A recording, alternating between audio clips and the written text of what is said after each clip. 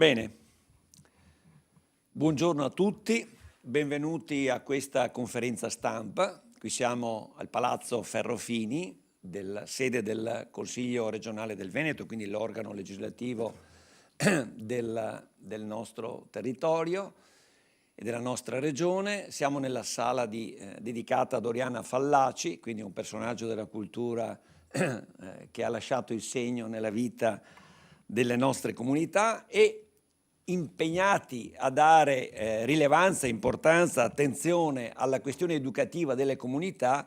Oggi trattiamo un tema con due ospiti qualificati riguardanti un progetto educativo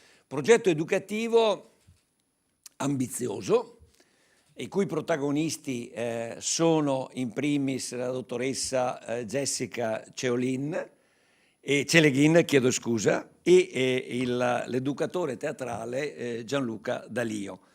Questi sono coloro che hanno così intuito quanto è importante il momento educativo per dare alla nostra comunità, ai nostri giovani, soprattutto a partire dalla tenera età, dai bambini, dagli adolescenti poi, ma anche nell'età matura, fino addirittura alla terza età, per aggregare intorno a progetti educativi, per aiutare a stare insieme, per crescere superando le difficoltà che la vita ci presenta quotidianamente.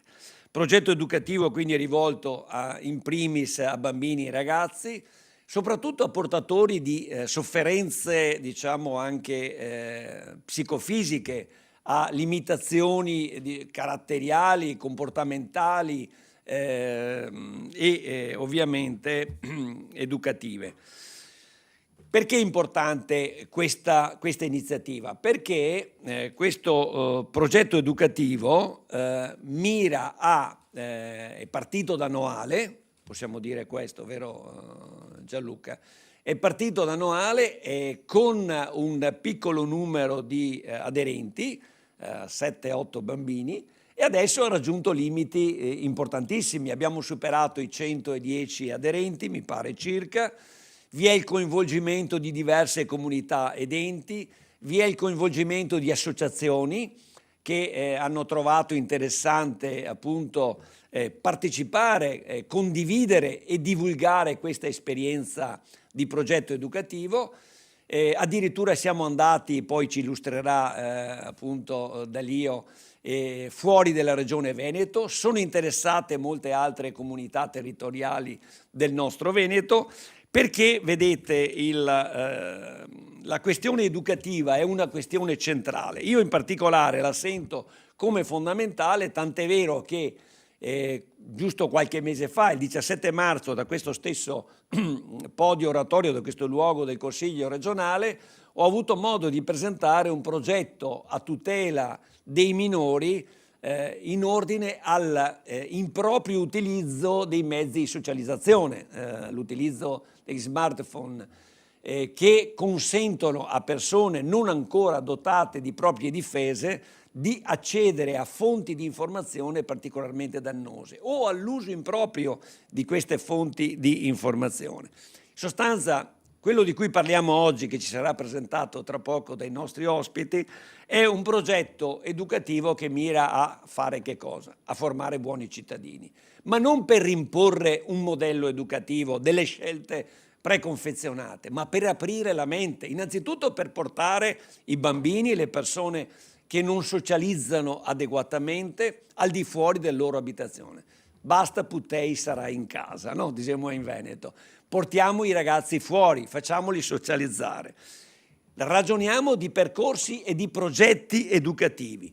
Che cosa sono i progetti educativi? Attenzione, anche qui non vogliamo modelli preconfezionati, sono quei progetti che educano alla virtù, all'esercizio della virtù, e l'insegnamento ci viene già dal IV secolo a.C. da un filosofo che io adoro, che è Aristotele, il quale ci ha insegnato che la virtù va intrapresa e va perseguita nell'esercizio della libertà. Quindi parliamo di un qualcosa di grandioso, educare nella libertà, attraverso la virtù, attraverso quindi la progettualità che dà quello che Aristotele sempre chiamava il giusto mezzo, la formula che ognuno di noi soggettivamente deve cercare dentro di sé, ripeto, sempre lontani da paradigmi e da schemi preconfezionati. Questo è il bello dell'arte teatrale, è il bello della scienza della psicologia, è il bello di questa iniziativa che ci educa appunto a che cosa? Alla capacità innanzitutto di discernere, perché questo è il segreto, e non di accettare passivamente. Quindi il progetto educativo che oggi ci viene presentato dal nostro amico, educatore teatrale Gianluca D'Alio, io lo chiamerei sul palco, Gianluca, per dirci come nasce questa esperienza, come l'hai vissuta fino ad oggi e quali sono i progetti che stai portando avanti assieme al tuo gruppo, che straordinariamente è stato accolto con grande favore da chi lo ha conosciuto.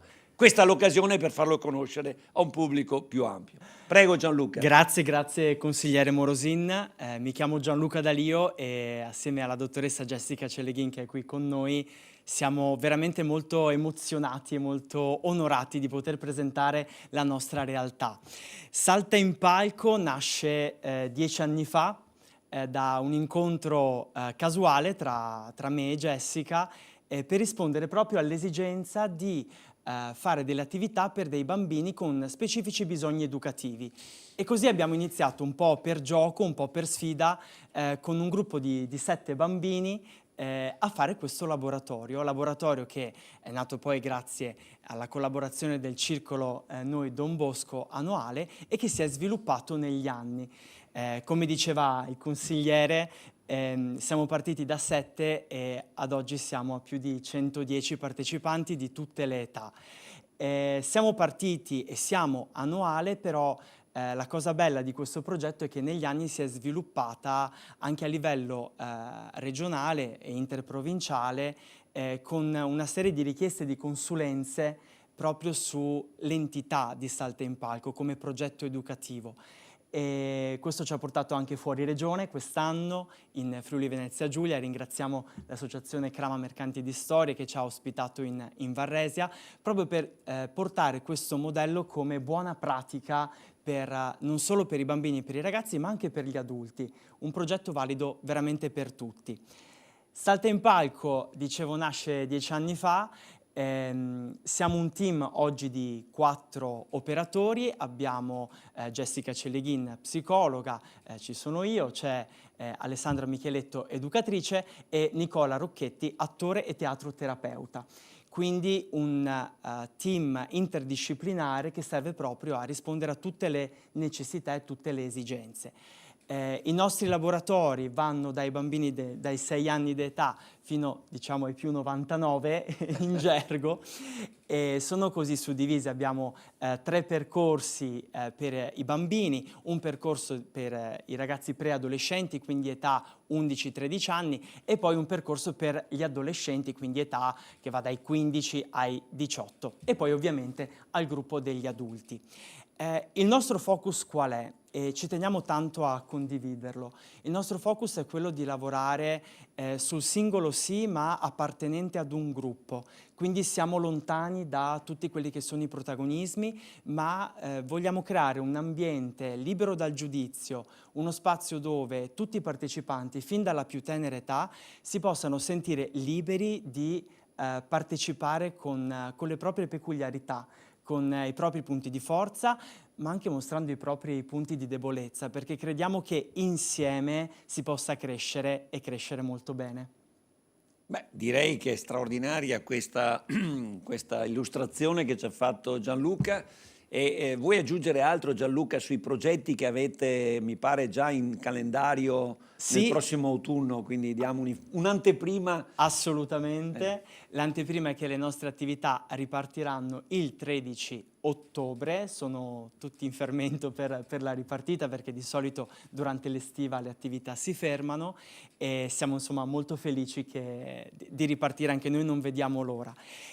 Oltretutto mi collego, consigliere, perché Salta in Palco ha partecipato anche ad un evento che è stato più unico che raro, ossia Palchi Futuri. Palchi Futuri lo scorso 18 aprile ha preso vita a Santa Maria di Sala e dobbiamo ringraziare l'amministrazione comunale, Il vice sindaco, mi pare Daniel Basso, sì. Daniel Basso, che ci ha aperto le porte della splendida Villa Farsetti, una cornice spettacolare nella nostra regione. Ha aperto le porte a questa manifestazione, a questo evento organizzato da Tuc Teatro, associazione di promozione sociale di Mestre, e dal Lions Club di Noale. Salto in Palco ha partecipato come partner e questo evento è stato possibile grazie al sostegno della farmacia Bertoncello di Noale. Ora, Palchi Futuri che cos'è? È stata una serata, una giornata in realtà bellissima in cui due gruppi di adolescenti, gruppi che tra di loro non si conoscevano, di territori che distanti in realtà tra loro, uno di Mestre, uno a Noale, ma non solo, con partecipanti anche da comuni vicini, sia della provincia di Venezia, della città metropolitana di Venezia, ma anche della provincia di Treviso e della provincia di Padova, hanno passato una giornata bellissima assieme, dove si sono conosciuti, hanno mangiato assieme, hanno scherzato assieme, abbiamo fatto assieme delle belle attività laboratoriali e poi alla sera, alle 8, hanno invitato amici, parenti, genitori e altri compagni della stessa età per mostrare una parte dei saggi che stavano montando con i rispettivi gruppi. È stata un'esperienza bellissima, bellissima perché non c'era un primo premio, non c'era una competizione, era una possibilità proprio per i ragazzi per misurarsi con degli adolescenti di altri territori, di dire guarda c'è qualcuno che come me ama quest'arte, l'arte del teatro, e lo fa esattamente come me. Ed è stato molto bello perché si sono create delle amicizie.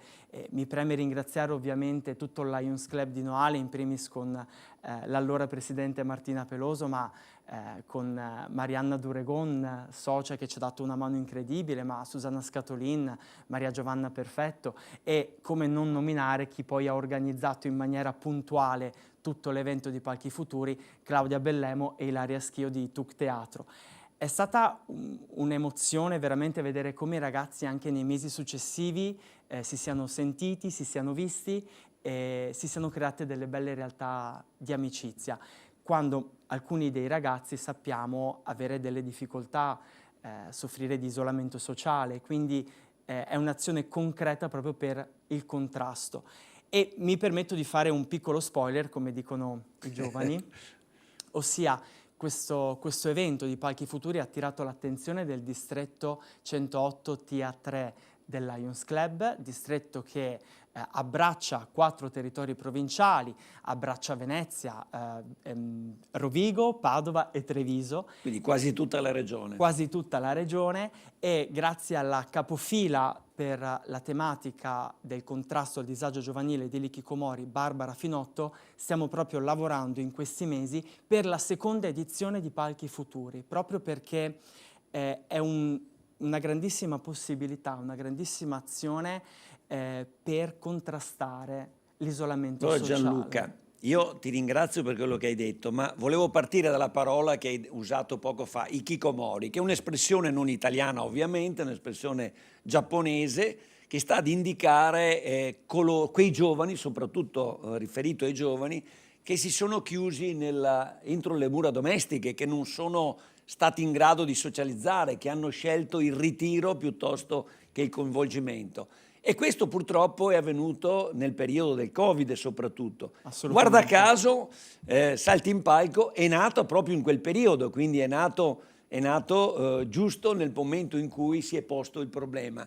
E quindi il teatro terapeutico, un progetto terapeutico come questo, mi permetti di chiamarlo così, progetto educativo, ma soprattutto terapeutico, rivolto ai minori isolati, agli hikikomori, a quelli che tendono ad escludersi dalla socializzazione, è un progetto di grandissima attualità. Il tema, come dicevo, è quello poi facilitato anche dai social, il cui uso improprio ha portato a degenerazioni anche dal punto di vista della crescita educativa, e qui tra poco avremo Jessica Celeghin, che ci parlerà di questo.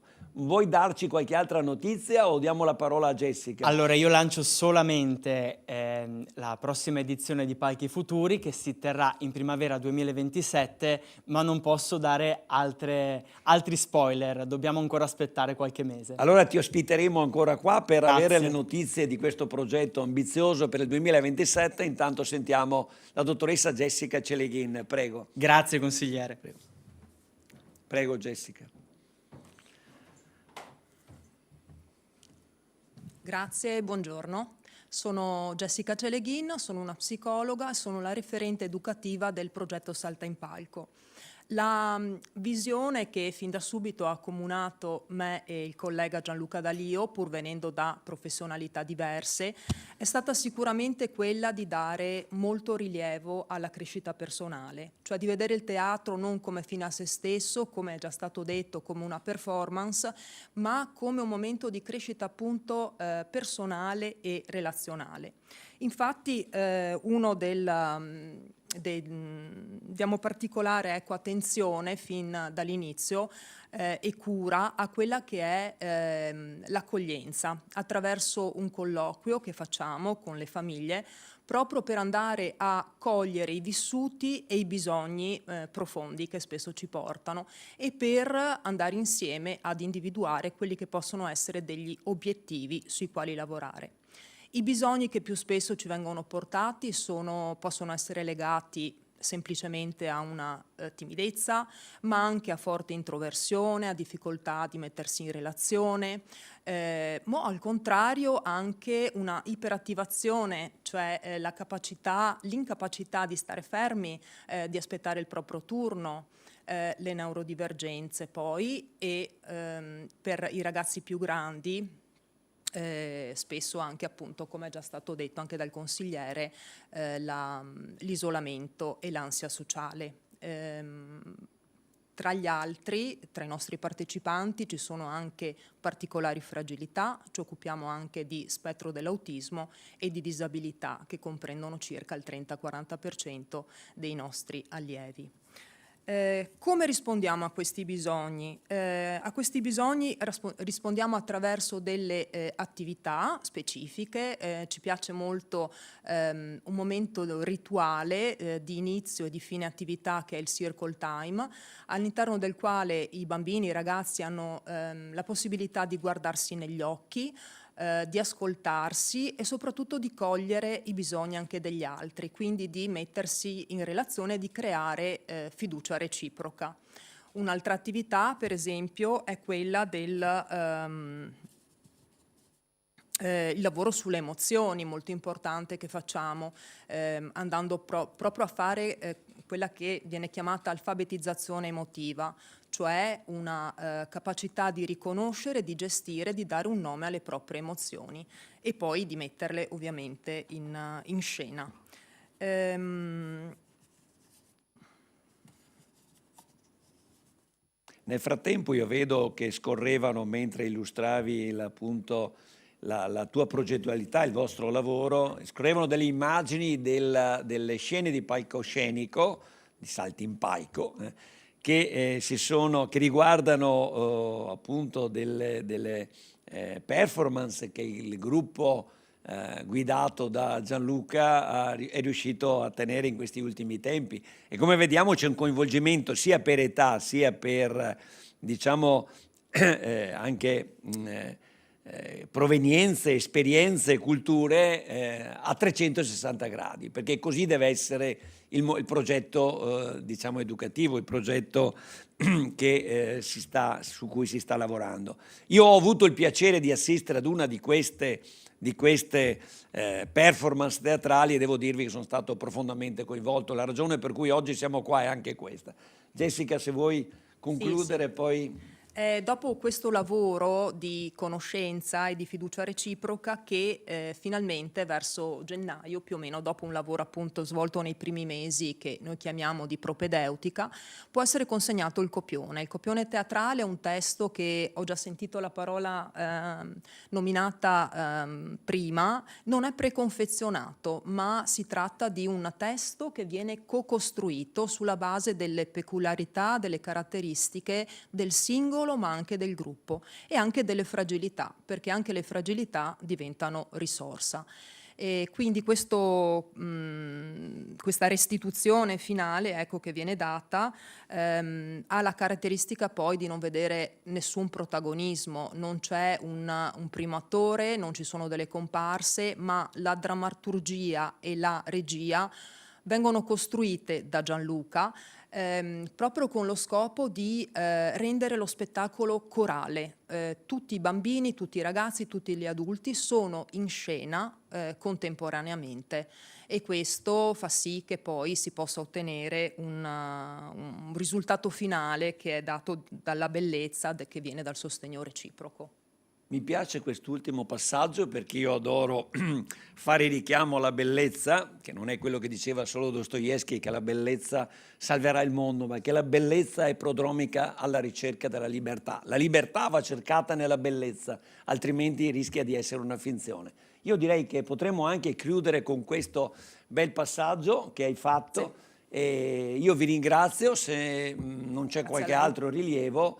Diamo a tutti appuntamento alle prossime manifestazioni, ai prossimi eventi di Salti in Palco, progetto educativo rivolto ai bambini e ai ragazzi, anche quelli di 99 anni, come diceva Gianluca, cioè a tutti quelli che hanno bisogno di integrarsi, di comunicare, di vivere la socialità in modo costruttivo e a vantaggio di tutti, nella libertà e senza costrizioni, perché questo è il bello. Dobbiamo mirare a difendere e a praticare la libertà, perché solo con la libertà le virtù possono trovare la loro migliore espressione. Grazie.